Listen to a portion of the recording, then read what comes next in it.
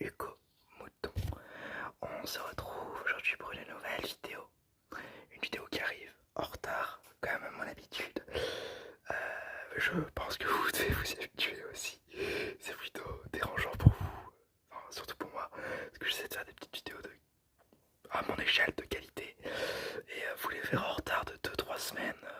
Bon, ça va, encore c'est un délai de 2-3 semaines.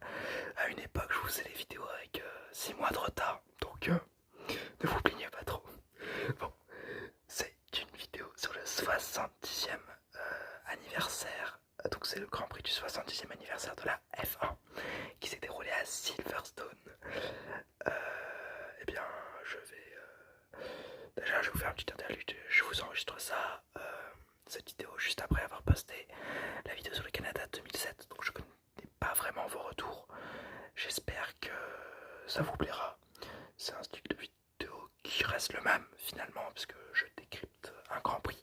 Enfin, décrypter c'est un grand mot, je pense que plutôt je parle d'un Grand Prix pendant, avec les faits, avec mes notes, pour pas dire n'importe quoi. Le montage est plutôt basique, hein, c'est à base d'images, c'est pas très très recherché, mais j'aime beaucoup cette façon de faire.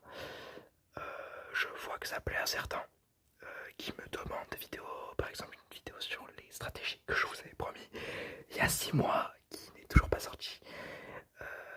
Je vous expliquerai ça dans la vidéo en elle-même. Et voilà, c'est la fin de ce petit interlude, je vais pouvoir commencer ma vidéo.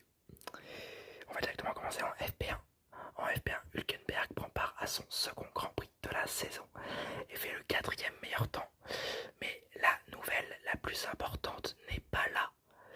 Elle est bien chez Racing Point, mais c'est la nouvelle de la sanction reçue à cause des écopes de frein étant les mêmes que Mercedes, alors que cette pièce doit être construite par l'équipe elle-même et pas achetée à une autre équipe, selon le règlement de cette année.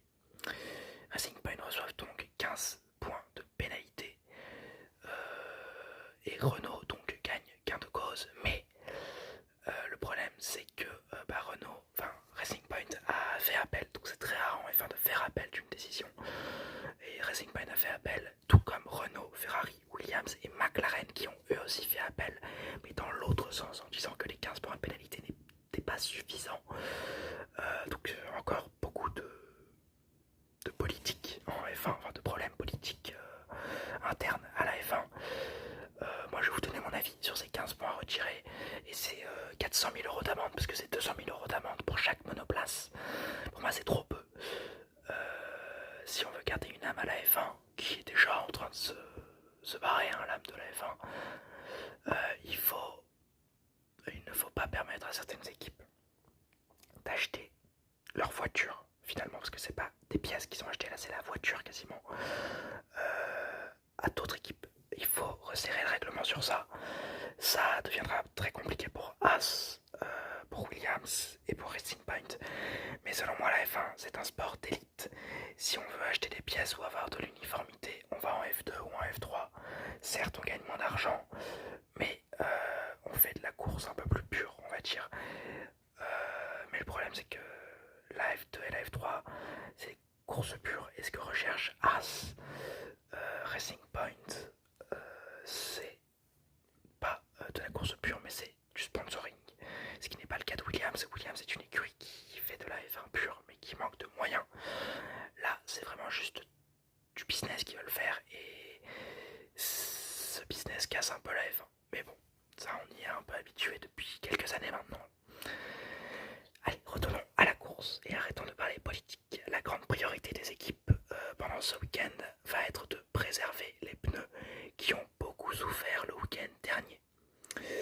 On se rappelle bien évidemment de l'explosion du pneu de Bottas, de Sainz et de Hamilton, qui a fini sa course sur 3 roues. Vettel fait encore quelques erreurs sur ce circuit où il semble peu à l'aise. Et Raikkonen veut se réveiller de ses 4 grands prix ratés. Mais la voiture, la Alfa Romeo, est beaucoup trop mauvaise. Comme je l'avais dit dans mes pronostics, il faut vraiment que les ingénieurs de l'Alfa localisent le problème. Sinon, ça va être une saison Williams, une saison Haas, une saison galère finalement pour l'écurie suisse-italienne d'ailleurs. Leclerc est gêné par Verstappen. Russell est en chasse de sa 4e Q2 consécutive et Bottas fait le meilleur temps. A noter la bonne 9e place de Kvyat dans sa modeste Alpha Tauri. En FP2, Vettel arrête sa session prématurément à cause d'un problème moteur. Drôle d'image avec le pilote regardant sous sa monoplace encore sur la piste. C'est plutôt marrant de voir ce genre de choses. On n'a pas l'habitude de voir les pilotes se balader sur la piste comme ça. Les Mercedes sont encore et toujours les premières. Ça tient la 100, mais bon, on s'y fait. Avec cette fois le meilleur temps pour Hamilton face à un Bottas ayant fait quelques erreurs pendant cette session. Stroll est plutôt performant mais part également à la faute, montrant ses difficultés sur ce circuit.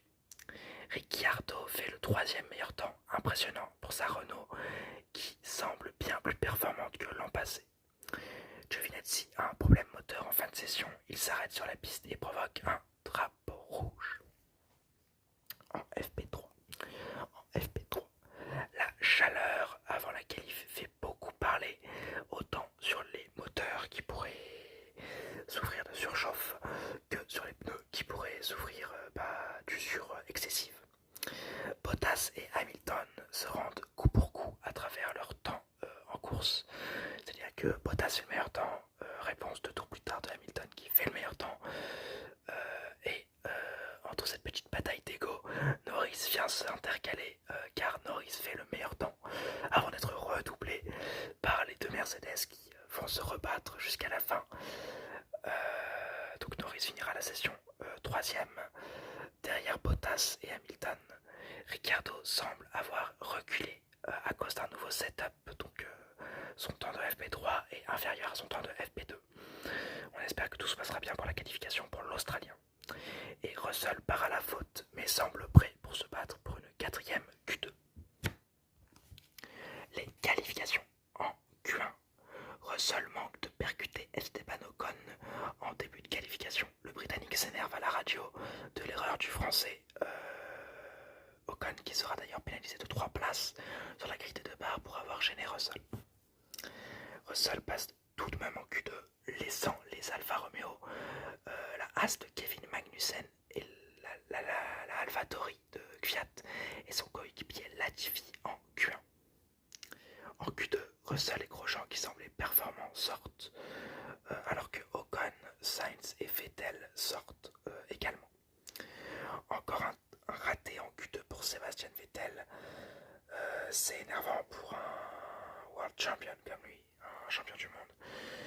Mais c'est aussi énervant pour un fan de la Scuderia comme moi qui voit le pilote qui était censé porter l'écurie l'année dernière totalement aux choux, totalement aux fraises.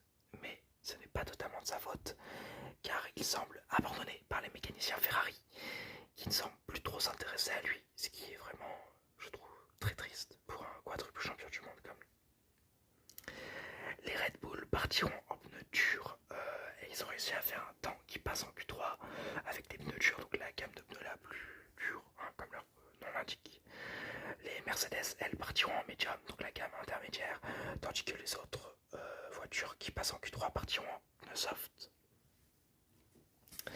En Q3, justement, au premier passage, Hamilton prend la pole provisoire et les 2 Mercedes mettent 1 seconde à leur plus proche concurrent. Encore une domination sans partage. Bottas prend la pole position avec un Hülkenberg en 3e position sur la grille. Bravo à Hülkenberg, c'est un retour inespéré pour l'Allemand qui se transforme en conte de fées. Grille de départ maintenant, vous êtes habitués à tout ce petit baratin.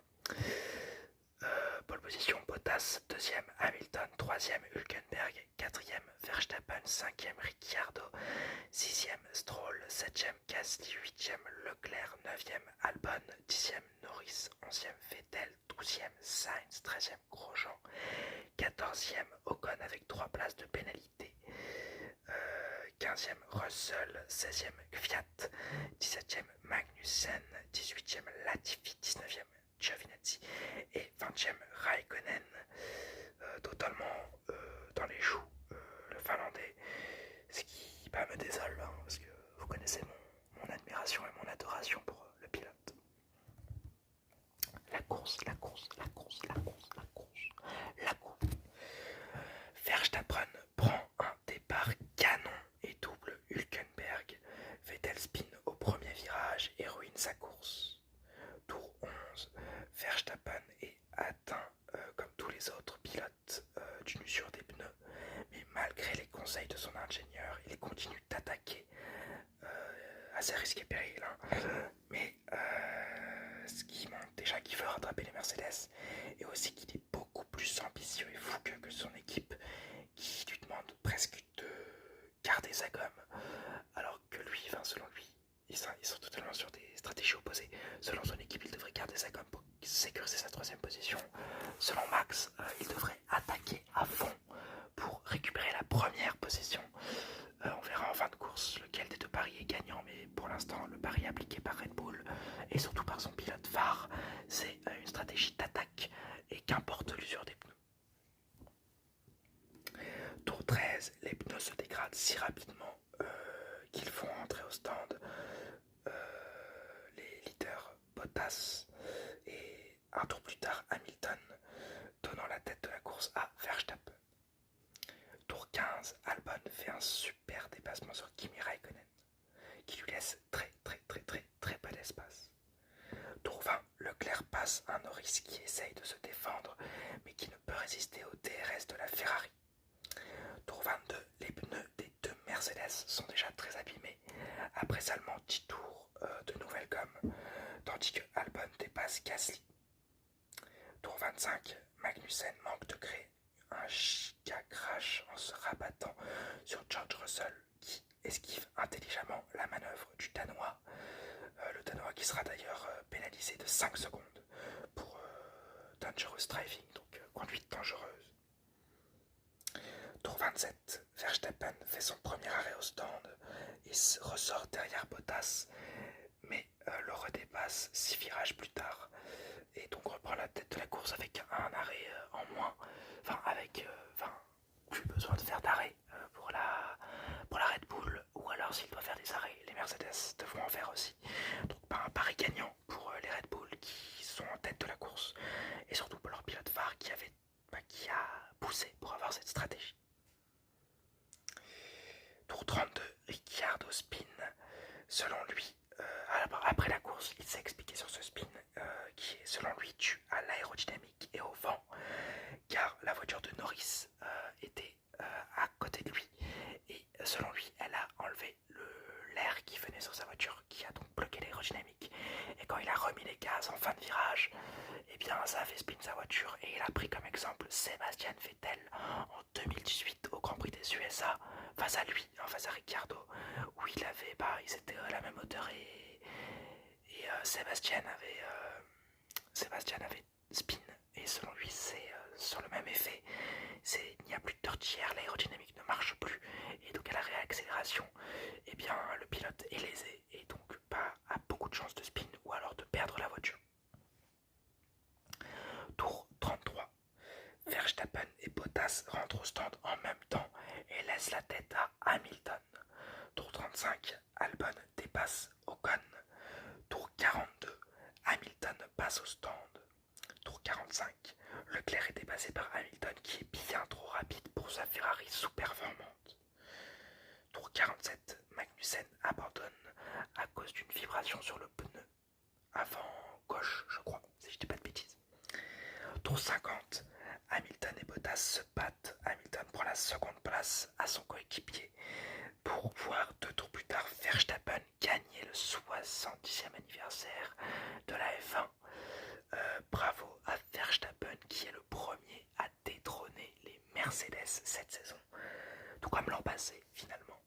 Et je vais vous donner la grille d'arrivée. Premier, Verstappen. Deuxième, Hamilton avec le meilleur temps en course. Troisième, Bottas. Quatrième, Leclerc. Cinquième, Albon. Sixième, Stroll. Septième, Hülkenberg. Huitième, Ocon. Neuvième, Norris. Dixième, Kvyat. Onzième,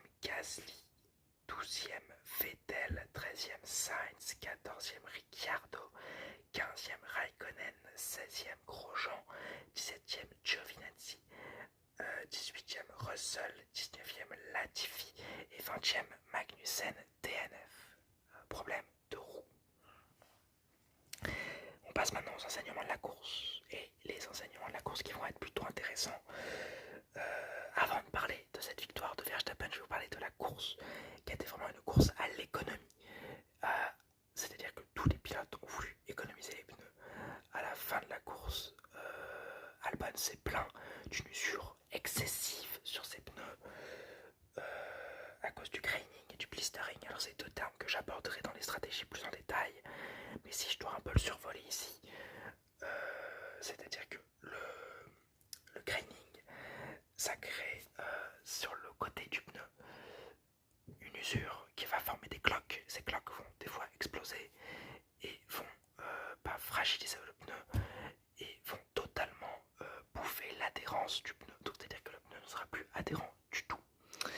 Et donc ce graining a été très présent à Silverstone sur les deux courses et aura donc forcé les écuries à tester des stratégies beaucoup plus conservatrices et à très peu utiliser les pneus soft, voire pas du tout. Ensuite, Verstappen détrône les Mercedes. Bravo à Verstappen qui a été... En fait, on a retrouvé le Verstappen qui sera champion du monde dans 2-3 ans.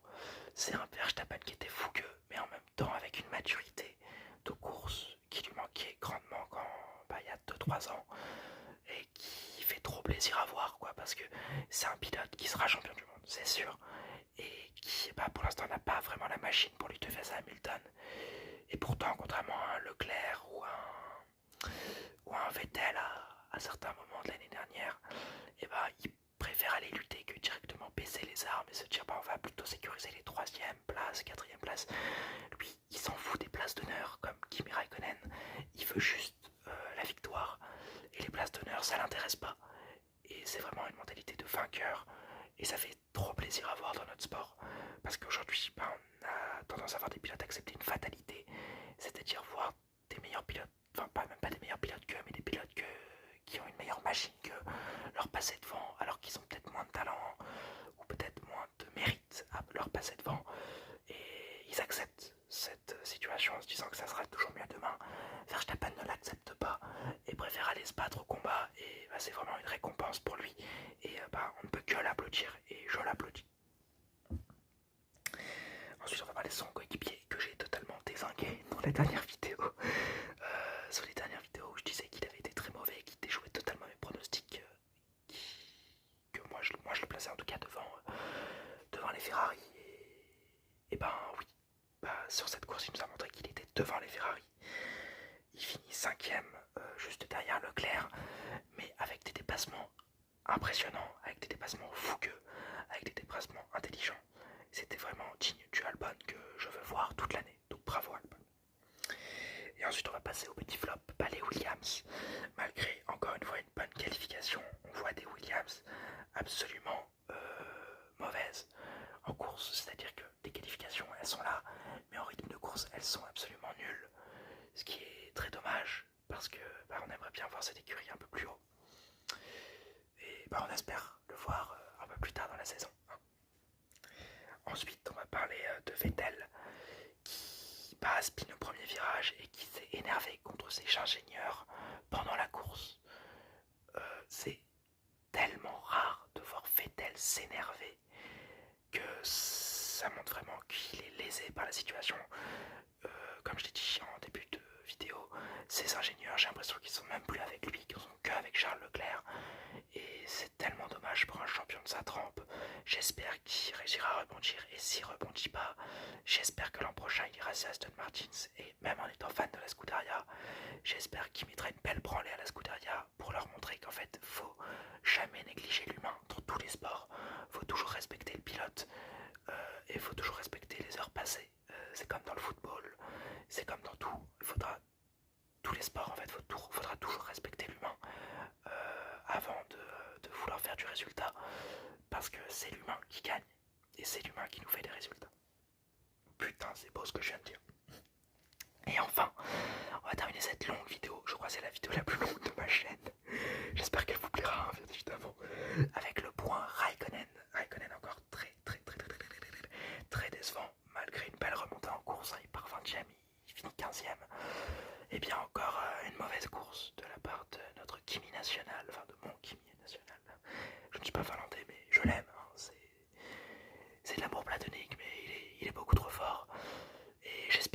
ça ira mieux pour lui.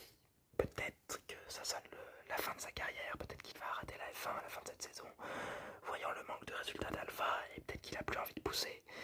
Mais j'aimerais bien profiter de le voir peut-être une dernière fois dans les points. Là, je suis totalement en train de rêver, mais ce sera plaisant. En tout cas, j'espère que cette vidéo vous aura plu. On se retrouve dans 2 jours pour la vidéo sur le Grand Prix d'Espagne. Et n'oubliez pas,